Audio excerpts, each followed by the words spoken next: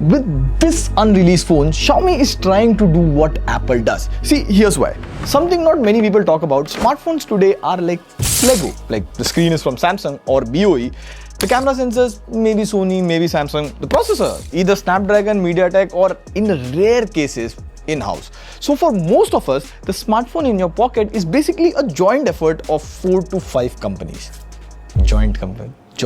And I said most because there are exceptions. Like, think of the companies that make some of the parts themselves. Like Samsung. It owns the display, memory, and even Exynos chips. Google owns Tensor chips, and most importantly, it's Android software. And Apple owns the processor, now the modem, and their famous iOS.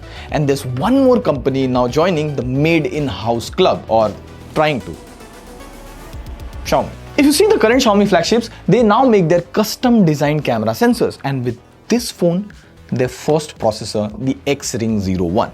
It was recently launched in China, and we have had our exclusive hands on the Xiaomi 15s Pro, cause there are wild rumors that it can beat Snapdragon 8 Elite, Dimensity 9400, and even Apple's A18 Pro.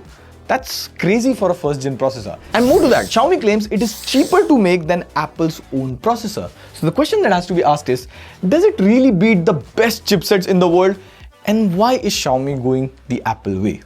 I'm excited. Pratik, TechWiser, let's X-Ring go. And also, to all the RCB fans, E Sala Cup Namdu. E Sala Cup Namdu. I'm sorry if the pronunciation is wrong. But yeah. But before that, the Xiaomi 15s Pro comes in this long box. It looks like a Kaju Katli box from Haldiram, but inside the box you get the phone, a case, a very long lanyard in case you want to carry your phone like this.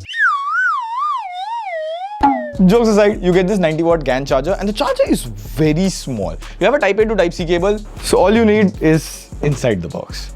All you need with the phone is inside the box.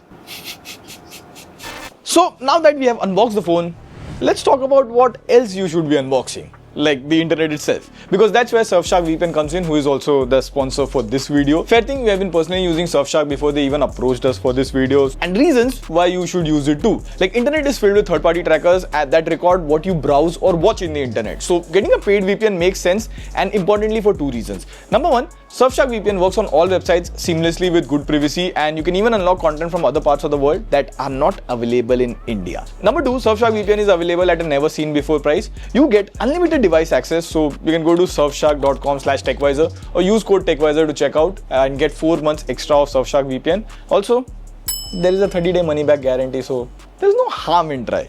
And this is a super limited time deal. Now, before checking the performance and other stuff, the thing that grabbed my attention here was the design. It has that stealthy samurai kind of look, plus it also has this carbon fiber texture which adds a good look to the phone. Xiaomi calls this dragon scale fiber. That sounds a bit creepy, but yeah, no more rubbing fingerprints. Now in Chinese pricing, this phone costs about 60 to 65,000 rupees, and for that price, the phone does feel quite flagship. Like, it feels you're holding a flagship phone, and it's got about 6100 mAh battery, and for that battery size, it's not even that heavy. You get metallic frames. On the front, you get a 6.73-inch quad curve display. Now it has a very interesting thing here. It comes with an anti-reflective screen protector. So if you see under a strong light, the display is still pretty visible, no more glares. Like, for more context, let me put an iPhone here, and now you can see it's smart of Xiaomi. Like, Samsung made a similar glass on their phone, Xiaomi just slapped in a screen protector. Also, another interesting part about this phone is, in terms of glass protection, it uses the 2nd generation Dragon crystal glass, and that is made by Xiaomi. That's the surprising fact. Now, in my short time, I watched more movies and videos, and the colors are punchy. Even the display is pretty bright. So overall, the build and display here, it is as good as any other flagship. And one area where I feel it is beyond good is battery. The 15s Pro comes with 6100 mAh silicon carbon battery, and I've seen that the Chinese flagships are way better in terms of battery and charging compared to Apple, Google, or Samsung. And speaking of charging, it supports 90-watt fast charging, and it takes about an hour to charge up to 100%. The 15s Pro even has support for wireless charging and reverse wireless charging as well. Now, there's not a lot to discuss about the software. Like, it comes with Android 15 out of the box based on Xiaomi's HyperOS 2, but this is the Chinese version of HyperOS, and the features are China exclusive.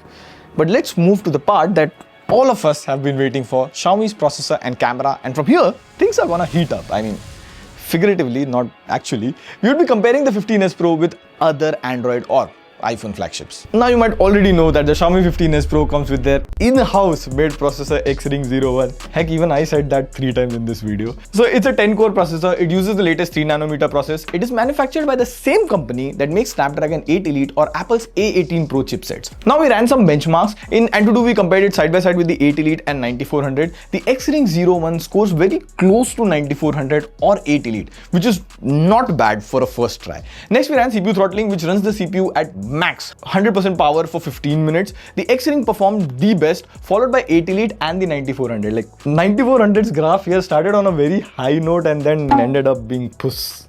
Maybe performance pressure. Now all of this is fine, but Xiaomi at the launch event said they are beating Apple. So let's check that. We ran Geekbench. The X-Ring 01 scored higher than Apple's A18 Pro and 9400 in multi-core. Now listen carefully, this is slightly technical, but Xiaomi's processor has more core than Apple. So by raw specs, it is supposed to beat A18 Pro. Like it has 10 cores in total. There are 2 Prime Cortex X925 cores clocked at 3.9 GHz, same as the top core on Dimensity 9400. Then you have 4 performance Cortex A725 cores for heavy tasks. Then 2 more A725 underclocked for sustained performance.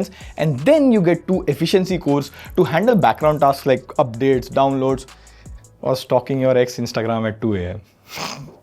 But again, it's not the 10 cores that makes it really fly. What makes it really fly is the cache memory. Like, think of it like this. Your processor is already speeding, but when it does need to overtake everyone and win the race, that's when cache memory kicks in. It's like your digital nitrox. Every processor has it, but not every processor uses it smartly. The benefit of this is instead of going to the RAM, it just picks from the cache memory, which is faster. So you get quicker app launches, faster image processing, smoother multitasking and gaming, and basically less heating. So this is why the X-Ring 01 is performing closer to Snapdragon 8 Elite and comfortably ahead of Dimensity 9400 in benchmarks. Now the benchmark part is fine. How does it perform under heavy tasks in real world scenarios? So in BGMI there is no 120 FPS option supported as of now.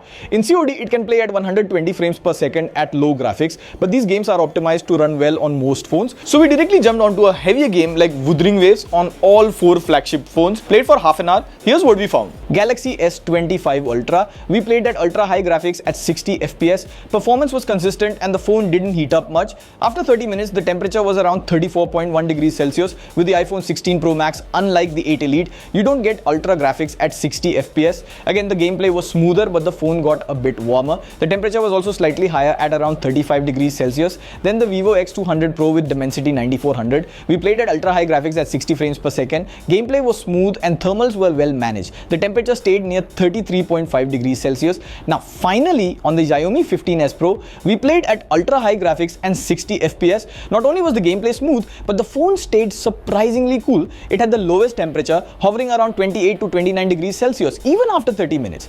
Now, what's interesting here is that the companies making 8 Elite, Dimensity 9400 or the A18 Pro, they have been making processors for a very long time. And after all these many years, they were able to achieve this power or efficiency.